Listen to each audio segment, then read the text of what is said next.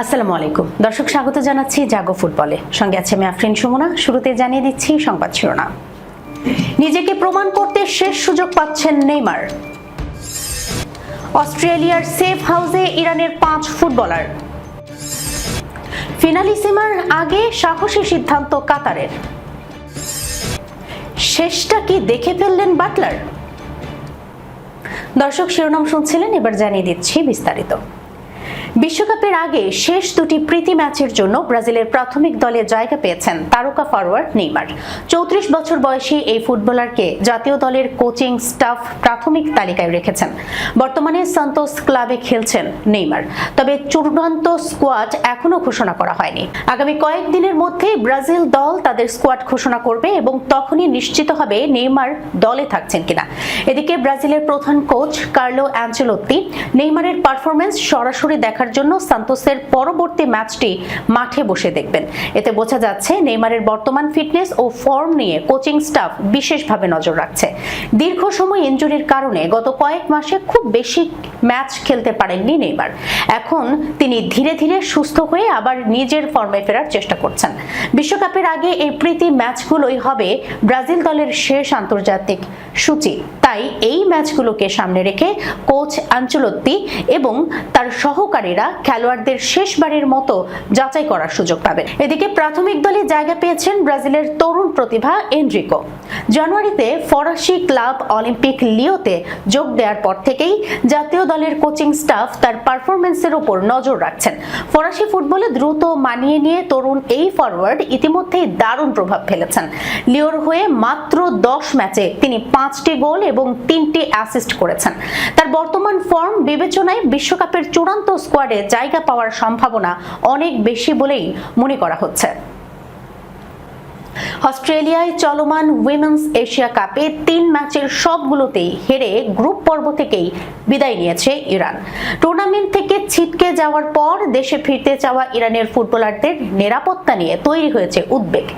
বিবিসির খবরে বলা হয়েছে, ইরান দলের 5 ফুটবলার অস্ট্রেলিয়ার একটি সেফ হাউসে আশ্রয় নিয়েছে। এ গ্রুপে রোববার ফিলিপিন্সের বিপক্ষে 2-0 গোলের হার দিয়ে এশিয়ান কাপের এবারের আসর শেষ করে ইরান।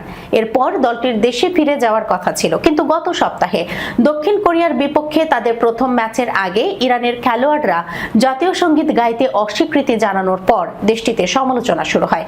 এক টেলিভিশন উপস্থাপক দলটিকে যুদ্ধকালীন বিশ্বাসঘাতক বলে অভিহিত করেন, সেই সঙ্গে তাদের কঠোর শাস্তির দাবি জানান।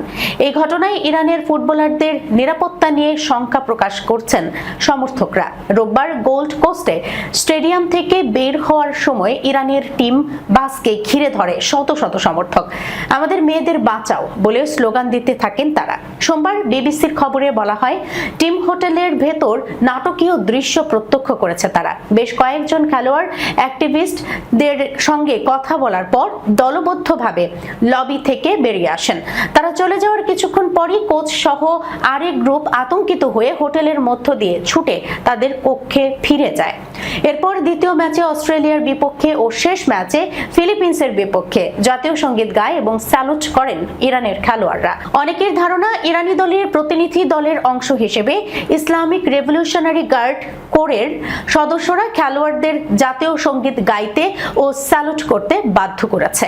সিডনিতে সোমবার ইরানি দলের নিরাপত্তা নিশ্চিত করতে ফিফা, এএফসি ও অস্ট্রেলিয়ান সরকারের প্রতি আহ্বান জানান বিশ্বব্যাপী খেলোয়াড়দের সংগঠন ফিফপ্রোর এশিয়া ও ওশেনিয়া অঞ্চলের সভাপতি বিও বুশ।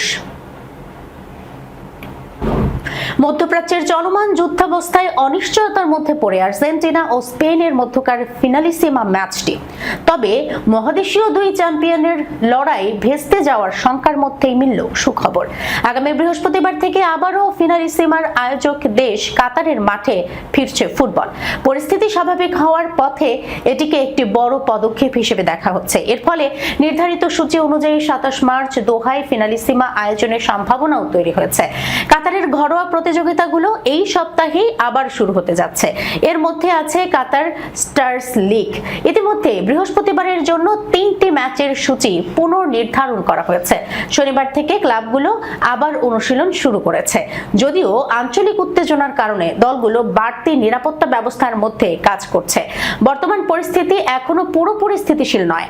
এরপরও জাতীয় প্রতিযোগিতা পুনরায় শুরু হওয়াকে গুরুত্বপূর্ণ সংকেত হিসেবে দেখা হচ্ছে। কাতারের ক্লাবগুলোকে আবার অনুশীলন কেন্দ্র ও স্টেডিয়ামে ফিরতে অনুমতি দিয়েছে কর্তৃপক্ষ, তবে কঠোর সতর্কতামূলক ব্যবস্থা বজায় রাখা হয়েছে।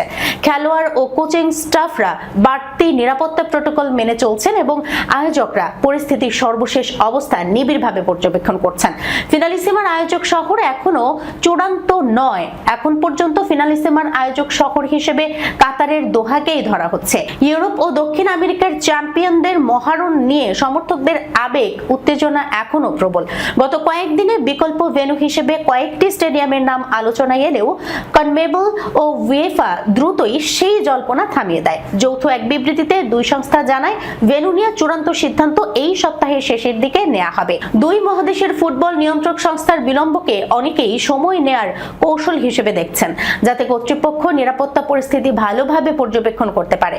আঞ্চলিক উত্তেজনা সিদ্ধান্তকে জটিল করছে। মধ্যপ্রাচ্যে চলমান উত্তেজনার কারণে কাতার সতর্ক অবস্থায় রয়েছে। এএফসি উইমেন্স এশিয়া কাপে 3 খেলায় শতভাগ পরাজয়ের গ্রুপ পর্ব থেকে বিদায় নিয়েছে বাংলাদেশ। প্রথম ম্যাচে চীনের কাছে 2-0, পরের ম্যাচে উত্তর কোরিয়ার কাছে 5-0 এবং শেষ খেলায় গতকাল উজবেকিস্তানের বিপক্ষে 4-0 গোলে হেরেছে পিটার বাটলারের দল। প্রথমবারের মতো এশিয়ান মঞ্চে নিজেদের অবস্থান জানতে পারল লাল সবুজের মেয়েরা। তবে খেলোয়াড়দের পারফরমেন্স এবং নিবেদনে অসন্তুষ্ট নন বাংলাদেশ কোচ পিটার বাটলার। সঠিক পরিকল্পনার ঘাটতির কথা বলেছেন বাংলাদেশের ব্রিটিশ কোচ। প্রথমবার এশিয়ান কাপে খেলার পর স্বাভাবিকভাবেই সংবাদ সম্মেলনে প্রশ্ন ওঠে, পরের এশিয়ান কাপে কোয়ালিফাই করার জন্য কোচের পরিকল্পনা কি? এমন প্রশ্নের উত্তরে বাটলার বলেন, আমি এখানে থাকছি না। আমি আগামী সপ্তাহে ইংল্যান্ডে ফিরে যাচ্ছি এবং সেখানে নিজের ভবিষ্যৎ নিয়ে ভাববো। আমি কি করতে চাই সেটা অনেকদিন ধরেই আমার মাথায় ঘুরছে। সবার আগে আমাদের বিনিয়োগ করতে হবে। ভিডিও সরঞ্জামাদি এবং ক্যামেরা দিয়ে শুরু করতে হবে। পরিকল্পনা এবং প্রস্তুতি নিয়ে গুরুত্ব সহকারে ভাবতে হবে। আপনি যদি বড় দলগুলোর সঙ্গে পাল্লা দিতে চান তবে বুঝতে হবে যে সাফ লেভেলের চেয়ে এই লেভেলটা অনেক উঁচুতে। সাফে আপনি আসলে সেভাবে পরীক্ষিত হন না, বলেন বাটলার। পরিকল্পনার কথা বলে সিদ্ধান্ত পুনর্বিবেচনা করবেন বলেও জানান বাংলাদেশ কোচ। তার অধীনে সবশেষ 2024 সালের সাফে চ্যাম্পিয়ন হয় বাংলাদেশ। এরপর গত জুন জুলাইয়ে মিয়ানমারে হওয়া এশিয়ান কাপ বাছাইয়ে কোয়ালিফাই করেন রূপনা, ঋতুপর্ণা, মনিকা চাকমারা। বয়সভিত্তিক সাফেও আছে তার শিরোপা। বাটলারের সঙ্গে বাংলাদেশ ফুটবল ফেডারেশনের চুক্তি 31 ডিসেম্বর পর্যন্ত। এখনই তাই কোচের থাকা না থাকা নিয়ে আলোচনার সুযোগ নেই। তবে সংবাদ সম্মেলনে তার নিজের বলা আমি এখানে থাকছি না থেকেই সন্দেহের উদ্রেক। এ নিয়ে আবার জানতে চাইলে কোচ বলেন, আমি ইংল্যান্ডে ফিরে যাচ্ছি। দর্শক, এই ছিল এখনকার মতো জাগো ফুটবলে। যাবার আগে সংবাদ শিরোনামগুলো জানাবো আরো একবার। নিজেকে প্রমাণ করতে শেষ সুযোগ পাচ্ছেন নেইমার। অস্ট্রেলিয়ার সেফ হাউসে ইরানের 5 ফুটবলার। ফিনালিসিমার আগে সাহসী সিদ্ধান্ত কাতারের। শেষটা কি দেখে ফেললেন বাটলার? এখনকার মতো এই পর্যন্তই। এতক্ষণ পর্যন্ত যারা সঙ্গে ছিলেন সবাইকে ধন্যবাদ। আল্লাহ হাফেজ।